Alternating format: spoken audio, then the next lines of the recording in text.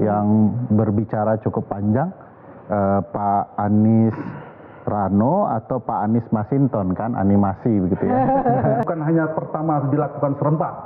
Yang kedua, dia masih bercita berbau sangat pilpres. Saya tadi nanya itu sama itu Mbak Airin, ya nanti mesti pakai ini loh, merah hitam loh. Iyalah, mau dijadikan tapi coba masa nggak pakai merah hitam? Ya gimana? Terus maunya jadi apa? Independen? Ya cari independen. Oke, baik, bisa kami lanjutkan. Mbak Masinton, tadi kita juga mendengar sama-sama statement dari Ibu Mega yang mengatakan ke Mbak Airin ya, ke Bu Airin, Bu Airin nanti pakai baju merah hitam loh, mungkin karena nggak bisa pakai baju kuning gitu. Atau gimana pesan dari Bu Mega itu gitu? Kan nggak boleh pakai baju kuning kata Bang Doli kan. Jadi jangan Mbak Airin nanti kampanye pakai baju merah hitam karena didukung oleh PDIP. Ya secara uniform kan PDI ya merah hitam warnanya. Kemudian ya semangatnya harus merah. Artinya pro kerakyat. Nah kemudian bagi PDI Perjuangan yang mau kita menangkan ini kan adalah rakyat. Maka setiap siapapun itu, baik kader maupun non kader dari PDI Perjuangan, kader eksternal gitu ya, yang diusung oleh PDI Perjuangan, dia harus memahami tentang perspektif ideologi dari perjuangan PDIP. PDI Perjuangan, program-program pro kerakyatan, bagaimana menjaga kebinekaan. Ya kan, bagaimana kepedulian terhadap lingkungan, bagaimana memajukan daerah, begitulah.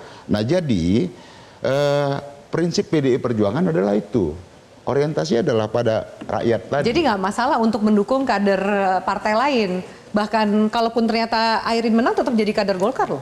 Bagi kita no problem, artinya begini, ya yang mau kita menangkan tuh rakyat, bukan sekedar individu-individu.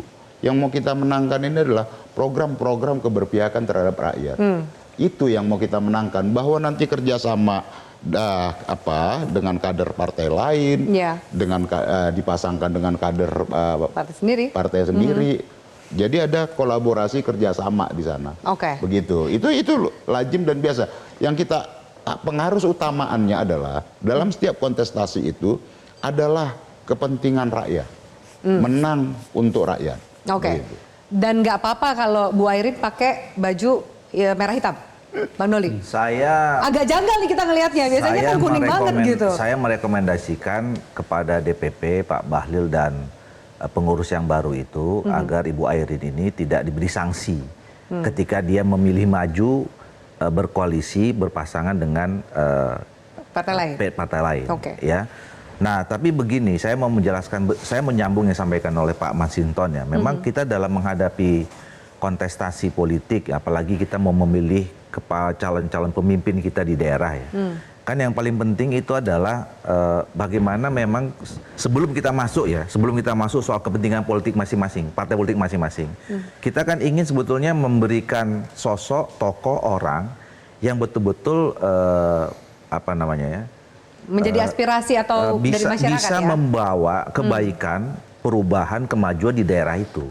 Terlepas siapapun. Partainya. Tentu yang kedua, kita berharap orang itu adalah berasal dari partai kita.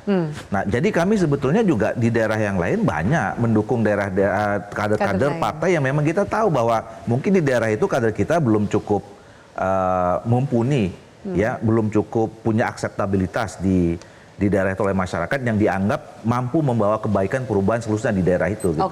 Jadi ini praktek yang akan lumrah terjadi. Ya selama ini juga begitu. Pilkada ini kan bukan 2004 aja, ada 2020, 18 dan saya kira pasti pertimbangan setiap partai politik itu adalah mencari tokoh-tokoh ini adalah ini memang bagus.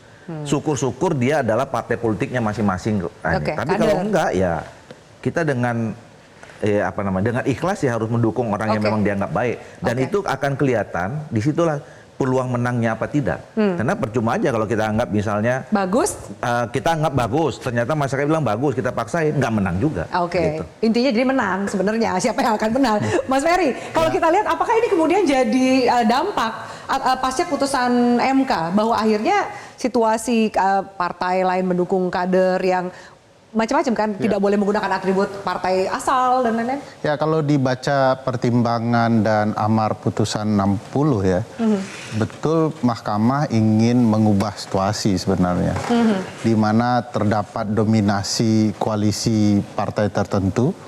Saya bisa katakan Kim Plus itu sudah mulai menguasai seluruh wilayah secara nasional, dan sebagian itu mengguncang perasaan partai dan publik pemilih, dan itu yang dibenahi oleh putusan MK. Pasca putusan itu kita bisa melihat bahwa akan muncul calon-calon alternatif, tidak hanya dari partai di parlemen, tetapi di luar parlemen. Bahkan itu juga membuat landscape politik berubah. Yang kemarin sudah bicara siapa calon-calon, harusnya setelah itu akan berombak ulang. Dan itu juga yang terjadi di PDIP yang berbicara cukup panjang, Pak Anies Rano atau Pak Anies Masinton kan, animasi begitu ya. Itu kan pembicaraan ya? yang dibahas sebagai alternatif kebaruan. Animasi lawannya rawon. Iya, itu Bu Airin juga bicara seperti itu alternatif yang menggembirakan, yang bisa dikatakan Bu Airin sudah masuk ke ruang yang tidak berketentuan untuk mencalonkan, tiba-tiba muncul lagi, dan itu bicara soal kebutuhan para pemilih maunya apa, dan tiket-tiket itu berbasis kepada kebutuhan pemilih. Nah, kalau kemudian Kim Plus masih memaksakan perspektif istana ya dalam berbagai koalisi, bangunan koalisinya di mana-mana, mereka akan dikalahkan dengan apa yang hendak dipilih oleh rakyat. Persis seperti apa yang disampaikan Bang Doli, bahwa Golkar juga akan mempertimbangkan kader mana yang preferensinya baik dan elektoralnya baik di publik. Nah, itulah yang kita inginkan. Apalagi situasi hari ini ya. Bahwa publik inginkan sesuatu dan dia berhak untuk memilih siapa yang dia inginkan. Bukan terjebak dengan apa yang diinginkan oleh koalisi partai. Oke, Mas Hanta mau tanggapan lebih jauh soal kautelasi dari pilkada di Banten, dan kemudian sempat juga ya ngomongin tadi Mas Ferry ngomongin Kim Plus nih, dan PKS juga udah balik badan loh, sempat mendukung Mbak Riza Patria dan Marcel, akhirnya kemudian nggak jadi mendukung. Adakah arah ke sana bahwa mumpung belum pendaftaran masih sah-sah aja untuk belok kalau badan? Secara umum tidak hanya Banten, putusan MK itu sebenarnya berpotensi merubah, kalau mengguncang dalam tema kita ini dua hal, peta koalisi kandidasi dan peta kompetisi eleksi atau election. Nah, kalau peta koalisi kandidasi, dugaan saya kalau dalam konteks nasional mungkin tidak terlalu signifikan. Kim Plus makin tetap solid untuk menjelang pemerintahan Prabowo Gibran. Nah, untuk pilkada daerah sangat strategis seperti Jakarta, Banten, Jawa Barat, Jawa Timur, Jawa Tengah, dan yang strategis lainnya, mungkin menurut saya tidak berubah. Mungkin akan ada beberapa daerah yang terkoreksi, ada yang bisa maju sendiri dan seterusnya. Tapi yang wilayah strategis ini tidak. Kenapa? Karena ada magnet yang juga kuat daya tariknya, pemerintahan yang baru. Sudah ada konsesi baru, sudah ada negosiasi baru, ada kesepakatan baru, dan sebagainya. Di saat yang sama ada yang sedang bermuktamar, sedang bermunas dan sebagainya, posisinya adanya ujung tanduk dan seterusnya. Sehingga ibarat fisika politik itu gaya sentripetalnya tetap kuat dan sentrifugal berlawanan kan, terlepas atau semakin merekat gitu ya. Nah, dugaan saya untuk peta koalisi kandidasi tidak terlalu signifikan. Jadi Kim Plus ini bisa dikatakan solid gitu, meskipun ada beberapa peta solid di daerah-daerah potensial yang saya sebutkan di Jawa terutama. Kalau di luar bisa jadi ngusung sendiri, lepas dan sebagainya. Yang kedua, yang menarik adalah peta koalisi kompetisi. Ini yang paling kabar baik buat kita. Potensi di mana seorang kandidat yang tadi di dalam koalisi yang sudah terkonsolidasi tadi hanya melawan kotak kosong, hampir sulit tertutup peluangnya hampir semua daerah. Jadi muncullah pesaing-pesaingnya. Yang kedua, melawan calon boneka atau calon independen atau perseorangan itu juga menjadi kecil.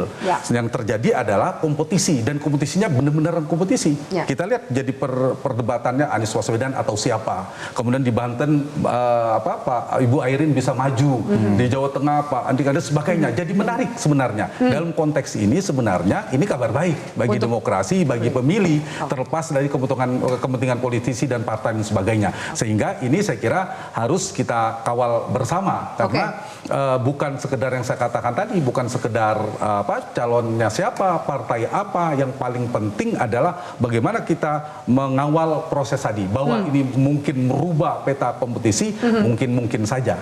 Nah, yang kedua saya ingin masuk pada wilayah di mana dinamika Pak Anies sebagai hari ini. Nah, itu hal yang berbeda. Karena lebih dari sekedar Banten. Kita bicara Jakarta, pasti barometer Jakarta adalah barometer nasional. Di sana ada persoalan eskalator politik 2029, mungkin bisa dikaitkan dengan nilai 11 dari 100. Jadi banyak variabel-variabel. Benarkah kemudian ini masih jadi residu dari Pilpres pertarungan di Jakarta? Ini menarik, pilkada kita ini bukan hanya pertama dilakukan serentak. Yang kedua, dia masih bercita berbau sangat Pilpres. Ditahan dulu Mas Hanta di situ karena saya harus jeda supaya nanti diskusinya saya tidak terpotong oleh durasi pemirsa. Apakah kemudian masih ada residu Pilpres di Pilkada Jakarta? Kami lanjutkan sesaat lagi. Tetaplah bersama kami. Jelajahi cara baru mendapatkan informasi. Download Metro TV Extend sekarang.